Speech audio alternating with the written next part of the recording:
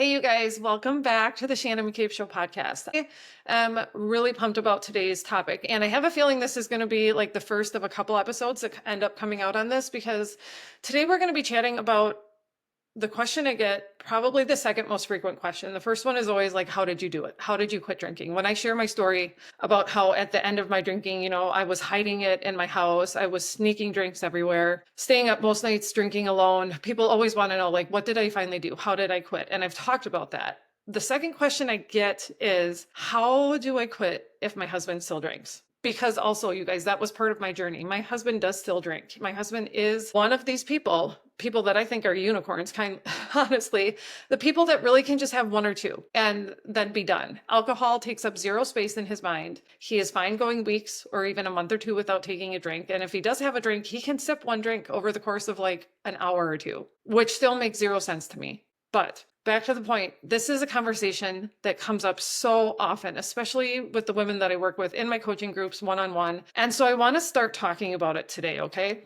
Because this is the thing. This question, the situation of I want to quit drinking, but my husband still drinks. It is very easy for us to use this as kind of an excuse as to why we can't even try to quit, or if we do try to quit, why it never works. And so I am absolutely, again, today, you guys, showing up as your sober best friend, as a person who loves you and cares about you, but is going to kind of push you to the edge of looking at how you're approaching this and making sure that you're not making excuses, that you're not tipping over into that victim mindset and letting whatever is going on with your husband influence what you know you need to do for yourself, okay?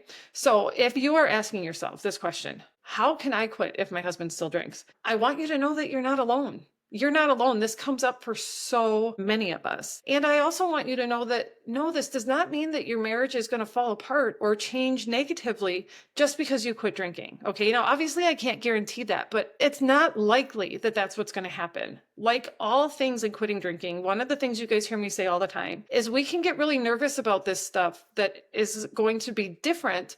And we assume that that means it's going to be bad. But you guys, there's no reason to assume that this change has to be nothing but negative for your marriage, okay? So let's start talking about this today, because what I really want to touch on is helping you understand that this journey is for you.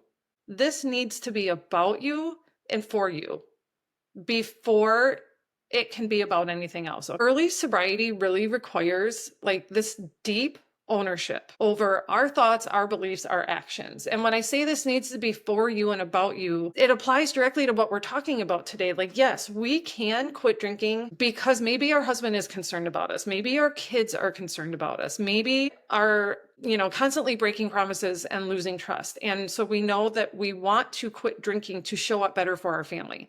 But that can't be the number one reason why we're doing it. So taking deep ownership over your decision to quit drinking means that this has to be about you first and foremost. We have to be selfish, but it's in a good way, because we have to do this for ourselves so that the reactions or actions, the support or the not support from people around us don't derail us. We can't rely on other people to support us and carry us through this, because that's not fair. It's not fair to them or to us. So when I say early sobriety requires deep ownership, it's just calling a spade and saying that you're not quitting for your husband, even if maybe he has expressed concerns about you drinking, or maybe he hasn't at all. We're going to talk about both of those situations today, but you need to be doing this for you, regardless of what the other people in your life say or don't say, or how they respond, okay? So how this usually comes up, and when most women are concerned about how quitting drinking is going to change their relationship with their husband. And again, I feel this, you guys, because this was so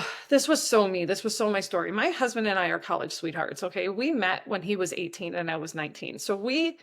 And we're from Wisconsin, you guys. So if you've heard me talk about this, like drinking is absolutely, at least in our generation and the generations before us, it's a rite of passage growing up here, right? Like we both started drinking in high school. We had years of social drinking under our belts before we even met in college. And then drinking was absolutely a part of our college experience. It has been a part of our relationship from day one. So fast forward then to when my drinking became a problem, but his was never a problem. Me trying and not being able to figure out how to quit for so long, but then finally figuring out that I really did need to quit drinking altogether. I could not figure out how to moderate. I cannot, because I'm not a take it or leave it drinker. I understand how terrifying it is to think, but what is this even going to look like? Because alcohol had become a part of our routine. It had become a staple of date night. It had become a staple of getaways when we could get away from the kids, right? It had become a staple of like a romantic life and our social circle and how we hung out with our friends and families and everything. So I get that thinking about changing that brings a world of emotions. And yes, most of them feel really heavy and scary, right? Because we talk about like, you're going to have to go down a road of grieving, probably recognizing that the things you did in the past, you're not probably going to do anymore. And that can be scary and that can be sad. But that's when we need to actively remind ourselves that it doesn't mean the new things you do won't be as awesome or as wonderful or bring you as close, but they are going to be different. And so it takes some trial and error to figure that out. But I want you to recognize that thinking about quitting drinking and then thinking about all of the ways this is going to impact your relationship, yes, it can feel confusing and it can feel stressful and it can feel tense. And that's so normal, you guys. It's so normal. But I really implore you to understand that it is temporary. The really like acute, intense, heavy emotions you feel in this beginning phase of quitting drinking, this is not how it stays forever. This is not how it stays for very long. When you continue down this path, you're going to find that in just a couple months, you're getting clarity on these things. You and your spouse will navigate this, okay? There's no one size fits all approach though, because every marriage is different. Every relationship is different. So you're going to have to figure this out for yourself. It's very much an example of another saying that I say all the time is that the only way through is through. Don't try to predict how this is going to go or how it's going to feel for you. The only way to figure it out is to just go through it and take it one situation at a time and take it one day at a time. Okay. So let's talk about how this is going to look or how this could look, how this feels for you is maybe a better way to say it. How this feels depending on like which one of two camps your husband falls into. Because typically our spouses fall into one of two categories. Your husband might either be like mine, where he is a take it or leave it drinker. Alcohol is really not a big deal to him. So that right there feels like it's causing friction and tension because he likely doesn't understand why you can't just moderate like he can moderate, right? Or why you can't just have one or two, why you can't just drink on weekends. So that's the one kind of drinker. The second kind of drinker is maybe your husband is actually more like you. Maybe he is struggling with his own drinking, but he is not ready to face it yet. Like he might still be in outward denial over it. He might be aware, but just kind of be like, whatever, this is what we've always done. I'm not going to change. We're going to talk about how you can navigate both of those. Okay. So for the first one, let's go to the take it or leave it drinker. Because you guys, like I said, this is very much my lived experience, still my experience. My husband to this day still drinks sometimes because he absolutely is a person that can open a beer and sip it slowly over 2 hours. And I just honestly don't even see the point of that. If you've listened to these episodes, you've heard me say that. Like I still just don't even see the point of drinking that way. But that shows the difference between my brain and his brain. So if your husband is a person that is a take it or leave it drinker, what is likely to be happening in this early stage of your decision to quit drinking is that your husband probably doesn't really understand what you're going through and doesn't understand the struggle. And so this is what I experienced when I figured out that moderation was not going to work for me. I had started to learn enough about our brain and how there really are two types of drinkers. There are the quote unquote normal drinkers, people that can have one or two, walk away. They don't think about drinking when they're not drinking. Or there's the people like me, likely the people like you, if you're listening to this podcast, where drinking has become like an all-consuming thing in our life. We're plotting our drinking, we're planning our drinking, we're recovering from our drinking. When we're not drinking, it's because we're trying to not drink. And so we are still actively giving a lot of thought to alcohol. People that are not like that have a hard time understanding it. So my husband could be very supportive, like he wanted to support me, but he didn't really have a sense of understanding or an appreciation for what I was going through, okay? So what I figured out early on is that it was going to be easier for both of us if I didn't try to explain too much about my reality unless he was like genuinely curious and wanted to know, okay? And because this is one thing, it can be easy to think that like if they don't want to know more about what drinking is like for you or what your struggle has been, you can be inclined to think that that means that they don't care. And that's not the case at all. It's just, it's kind of foreign to them. Because like I said, people that don't have this preoccupation, people that actually do have an off switch, people that can just have a drink and be done, people that don't have a drink and are instantly thinking about the next one or two or three drinks, honestly, they just kind of sometimes don't want to talk about it. They're like, I don't get it. And so don't confuse that as like a lack of empathy or a lack of caring. So it's really important, I think, to not try to over explain too much unless your spouse really wants to know. And that might come in fits and starts, right? They might be really interested one day and then the next day they might not be. So this is one of the first examples of where you have to have an ownership over this journey for yourself. Trying to make your husband understand every single thing that's happening in your head right away is going to probably just make you really frustrated. So save your energy. Don't over explain unless it seems like they really, really want to know. Next thing though is don't be afraid to set boundaries if you need to, okay? Because this is typically pretty important, especially early on. When you are trying to change your habits, you are trying to step out of the associating 4 p.m. every day with a glass of wine, or associating every date night with like a free-for-all drinks, associating every weekend away with getting drunk. Set boundaries where you need to, okay? So this is going to look different for everybody. But examples like when I quit drinking, I made sure that we didn't have any liquor in the house or alcohol in the house. That was my usual normal go-to drink, right? So for me, this was keeping wine out of the house. For us, that worked because my husband was not a wine drinker. He only drank wine because I drink wine. So it was really easy for me to say, we're just not going to have wine in the house. And he was fine with it. I did go as far as to also say, can we not have vodka in the house though? Because vodka was the one liquor that I would drink. And he was fine with it. Now, if your husband is still drinking a lot, that might not be as easy to do. And so that might be the first situation where you have to kind of work on having difficult conversations. Trusting that open, honest communication is going to lead to somewhere worthwhile, even when it feels like really heavy and really nervous and makes you really afraid at first, okay? Just try to talk about how you're feeling from a place of like, you're not judging, you're not trying to convince your husband that he should quit drinking or do anything like that. Just being honest, saying, right now, it would really help me to not have X, Y, and Z in the house. Can we figure that out? Is there a way that we can do this? Or it might kind of look like saying, hey, an example, another thing that I did when I first quit, and actually this rule still just applies to today because I just really I can't stand the smell or the taste of alcohol, meaning that my husband knows that if he's been drinking, I'm not going to kiss him. Like, this might be a little bit TMI, but like, we're not going to be intimate anytime my husband has been drinking because I cannot stand the taste or the smell of it. And so he knows that. And he was okay with that. That was a boundary because that was me saying in the beginning, it was like, I'm trying not to drink anymore. So I don't want to taste it because I don't want to be tempted. And he respected that. And now he knows it's just a preference. I'm just like, it's not attractive to me. It doesn't appeal to me. So if he's going to drink, he knows that means I'm not going to kiss him and we're not going to be intimate. That's a boundary that worked for us. That's a boundary that was important to me. There might be different variations of that, right? For you guys. So the point is, be willing to be open and honest and ask for what you need in the moment, but also recognize that it's going to change you guys. That's another one of these things is that this part especially of your sober journey is going to evolve over time, okay?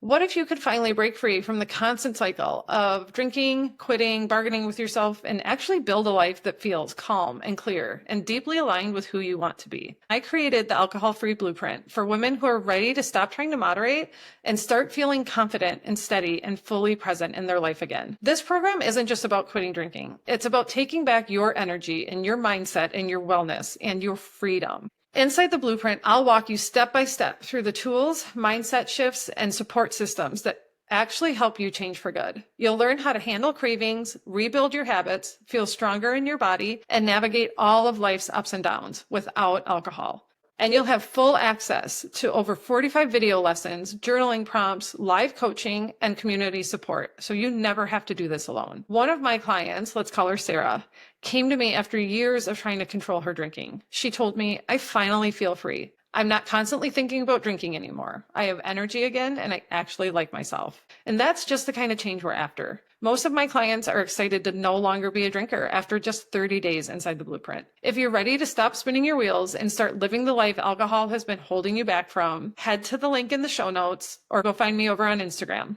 I would love to help you take this next step. So that goes back to something I said in the beginning, like just try to remember that. Don't get so worked up and so afraid of how heavy this might feel in the beginning because it's not going to be like this all the time. So another thing you can do here is don't be afraid to ask for specific support if you can figure out what that looks like for you, right?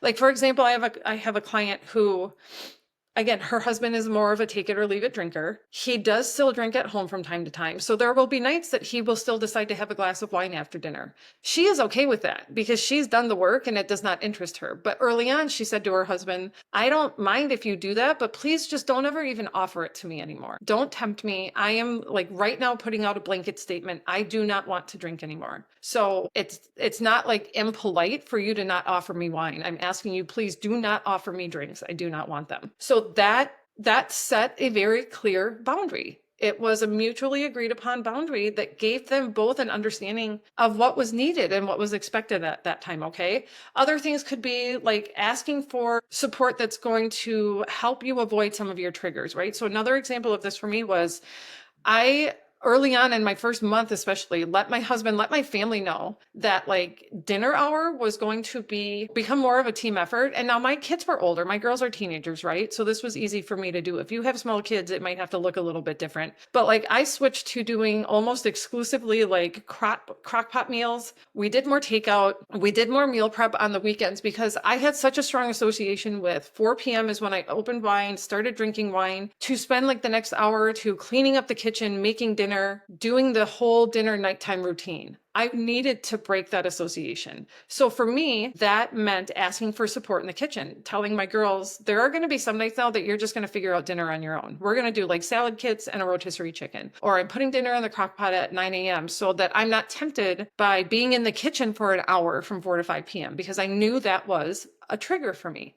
Now, I didn't have to keep that boundary or that request for support in place for a really long time. I just needed it in the beginning. So think about the ways that you can be clear and ask for support or put boundaries up that are going to help you right now without getting sucked into this like spiral of, oh my God, I have to change my whole entire life forever. No, you guys, this period lasts for a little bit of time. Okay. It doesn't last that long. So now let's talk about what this can look like if your husband is not the take it or leave it drinker. If your husband is the person that drinks a lot with you and or you also suspect or know he has his own level of a drinking problem like you do, but he's not ready to talk about it. Not ready to do something about it. Because maybe you have talked about it, right? Sometimes that's a situation. You both know that your drinking isn't serving you, but he's not ready to change and you are. Or maybe you know that his drinking is a problem because you have started to do work. You started to dig in. You can see now the patterns in behavior, the patterns in like health problems, all of that other stuff. But maybe he is just really staunchly like not interested.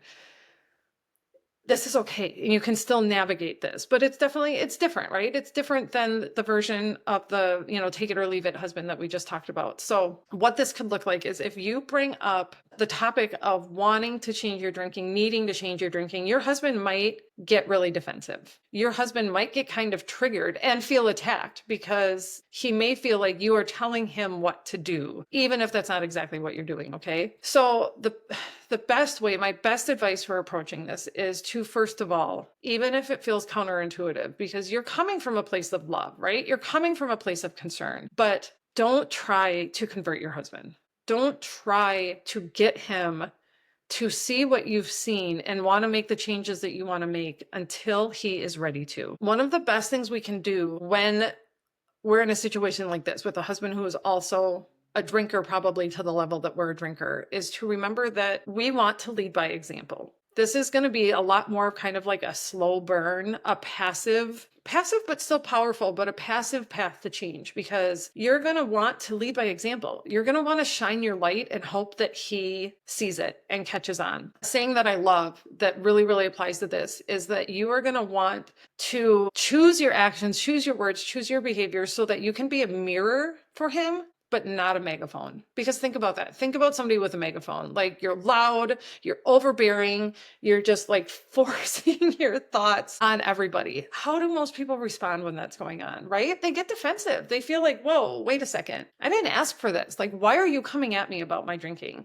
You guys, that usually almost always is not going to lead to the outcome that you want to have. So we need to really exercise a lot of patience here. And remember that our journey is for us. And then just put a lot of trust in the process and a lot of trust in the journey, and hope that by you going down the path that you're going to go down and modeling this change, modeling this new way of approaching your life, that you're going to be a light, that you're going to shine an example out that your husband is going to take notice of in his own time when he's ready. Okay. because we want to remember that, and this can be really hard, but it's so, so key, you guys, is the people in our lives, especially our spouses, likely did not ask for this change. They did not ask for us to decide to change our drinking habits. And so they did not ask for all of the ways that this is going to ripple out to our social life, to our date nights, to our weekends away, to our, how we sit down at the end of every day. They didn't ask for this. So they might need more time than you think they should to adjust. And as long as you are being treated with respect, like as long as you're not dealing with any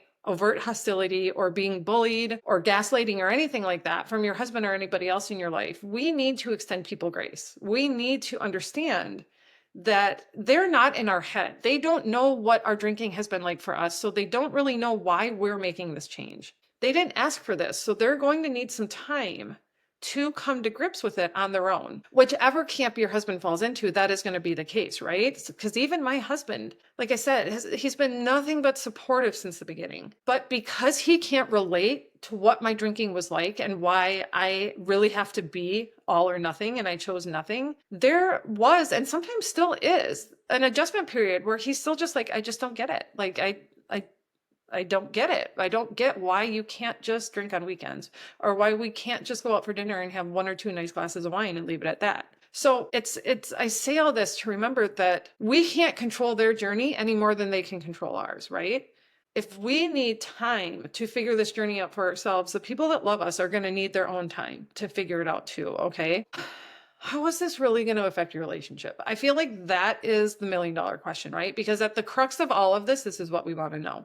We get really afraid of what a big change like this could mean for our marriage, especially because alcohol has its hands in everything, right, you guys? Like I said, in my own marriage, I know, and so many of yours, when we have these conversations, whether it's in my DMs or in my coaching groups, it is because you're like we go out with friends and we drink. We get together with our family and we drink. Every date night is drinking. Weekends away from the kids are drinking. When you met when you were younger, like I said, if you're like my husband and I, and we met in college or young adulthood, whatever, usually alcohol has been around for almost all of it. So it can be really nerve-wracking to think about, what is this going to look like now if we take alcohol out of this, okay? So all I can say, you guys, is that you're not going to know until you know. I mean, the obvious answer is that yes, this is going to change your relationship. That's probably not going to be a bad thing. It's just going to feel a little uncomfortable and a little weird for a while, like anything new does, right? Remind yourself of that. How many other new things has your marriage probably gone through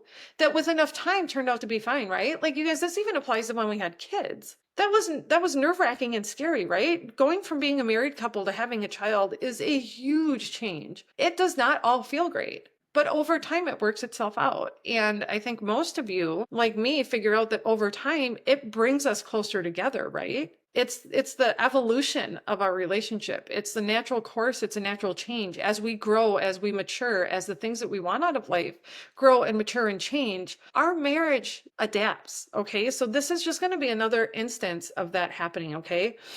Because growth brings clarity, but growth takes time. And that's maybe the hardest thing for people, right? Because you want the answers right now. You want it to just be good right this second. And you guys, that's just not how life works.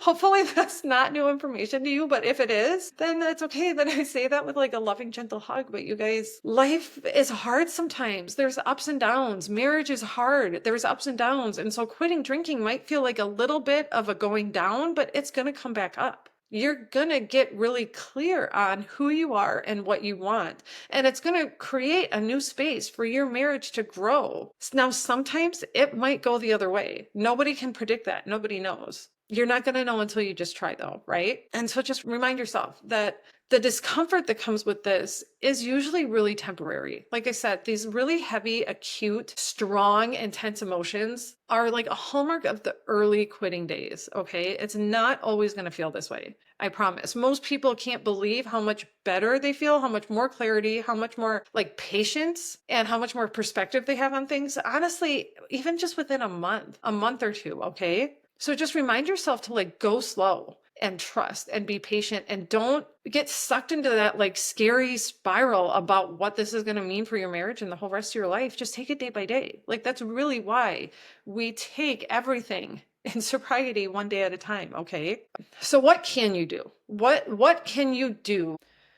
to set yourself up for success, to foster like as much honesty and communication and make change a positive thing as much as possible in your marriage, okay? The first thing, you guys, is to really focus on communicating and to make sure that you are actually communicating and conversing and you're not like preaching or lecturing or being that person with the megaphone, right? And I know that can be hard sometimes, you guys, right? Like I am an educator by nature. I love knowledge.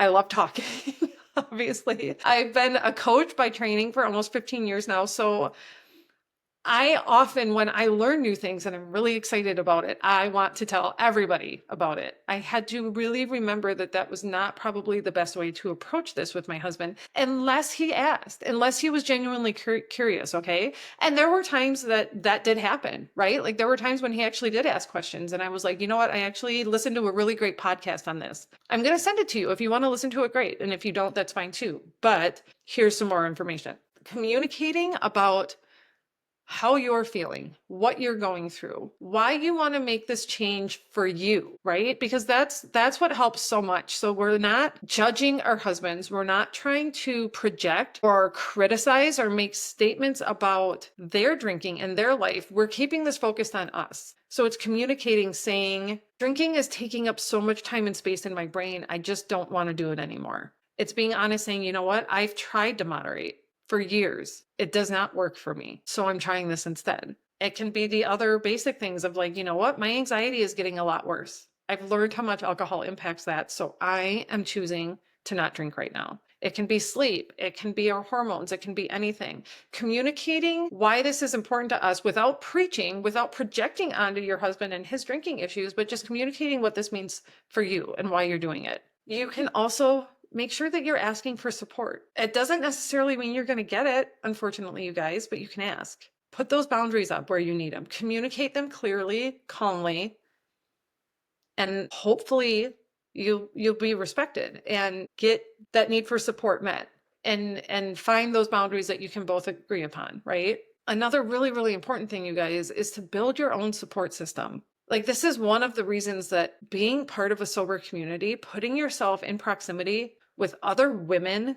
that are trying to do what you're trying to do, that get where you're coming from, meaning they get that moderation doesn't work. They get how all-consuming alcohol can be and are trying to get out of it. Having that support system is key. It literally can make or break a journey. It did for me. I tried to quit on and off for 4 years and couldn't figure it out because I was trying to do it completely alone.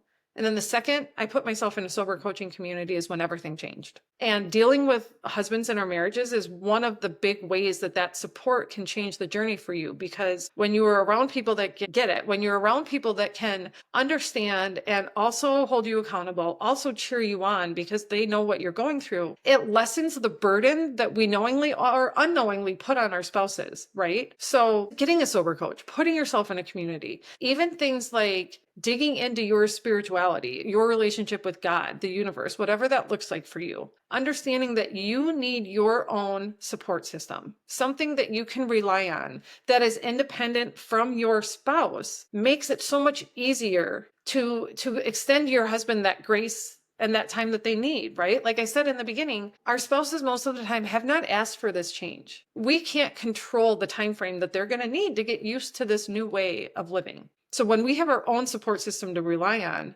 that is a way that we are extending that grace and compassion to our husband, because we're not asking them to be our only source of support for this. That's not fair to do. It's not fair to them or to us, okay? One of the biggest takeaways, one of the biggest things that I hope you guys get from this conversation, and again, this is me being that loving sober friend, telling you that you guys, you do not need your husband to change his relationship with alcohol for you to change. If you are prone to dip into a victim mindset or to make excuses, this is going to be a really big opportunity for you to break out of that cycle, that pattern that's holding you back. Because the truth of it is that your husband's choices do not equal yours. Your husband continuing to drink, whatever that looks like, whether he's a take it or leave it drinker or a problem drinker, does not determine what you do. The longer you try to make his choices an excuse, the longer you're going to stay stuck in your own relationship with alcohol, okay? And if that feels a little triggering, that's okay. You're being presented with a really big opportunity to grow and to change here for the better. Because that's the thing, you guys, you're allowed to grow. We're allowed to change. The only constant in life is change. We're privileged to continue to age and grow. Most things in life change as they get older. That's what we're doing here. You have an opportunity to do that, even if your husband doesn't come along with you on this journey. And just because it seems like he might not be coming with you right now doesn't mean that he won't down the road someday. But the point is that it actually doesn't matter. It shouldn't matter. This journey needs to be for you. It's about you, it's for you. So I just want you guys to remember and really, really take heart and try to draw some peace from this truth is that you guys, what feels really awkward and hard right now with you trying to quit drinking and your husband still drinking, it is not going to feel this way in a month. It might not even feel this way in 10 days. Like you have no idea how quickly things can shift and change on this journey. Once we just stay focused on our power inside and keep doing what we need to do for ourselves and let the positive ripple effect happen, you don't know how that's going to impact your marriage and your husband's decisions, okay? Likely it is going to have a positive impact. My husband drinks way less now than he did before, which again helped me see clearly how much my drinking problem was impacting a relationship because so often he drank simply because I wanted to. Once I quit drinking, he's like, no, I don't feel the need to drink at home most nights. I don't feel the need to drink at home even on weekends. He only ever drinks now if we're around other people. And even that has been cut back severely. And I'm not saying that that's going to be your experience, but the whole point is you don't know what positive effect this could have on the people around you, okay? But remember that that's just icing on the cake if and when it happens. Give yourself time for this change to take place and for it to flourish and for it to like get stronger roots inside of you and just trust that you're going to be able to navigate whatever comes up in your marriage, okay? Give yourself grace, give your spouse grace too. Just stay committed to what you know is best for you and just trust that it's all going to work out exactly the way that it's supposed to. Because it does, you guys. It always does. We can't predict what that means. We can't always predict what working out means, but just trust that it is going to work out. Okay, I would love to know how this conversation landed for you. And I've been thinking for a while now that I probably need to have Matt on the podcast so that we can go even deeper into this conversation and get, the husband's point of view. So I would love to hear if that's something you guys are interested in. Drop a note in the comments below. Find me over on Instagram. Send me a DM. I love the messages I get from you guys. It just, like I've said every week, I'm just so blown away to hear the impact that this is having on your guys' life. I'm just so, so grateful that it's landing and it's resonating. So if this topic especially hit for you, I would love to hear how. If you're interested in me having my husband on the podcast sometime in the future, let me know that and I'll wrangle him on here. I think that would be a really enlightening conversation to have. But as always, thank you guys for hanging out. I appreciate it. I will be back next week with another chat. So have a good one, you guys.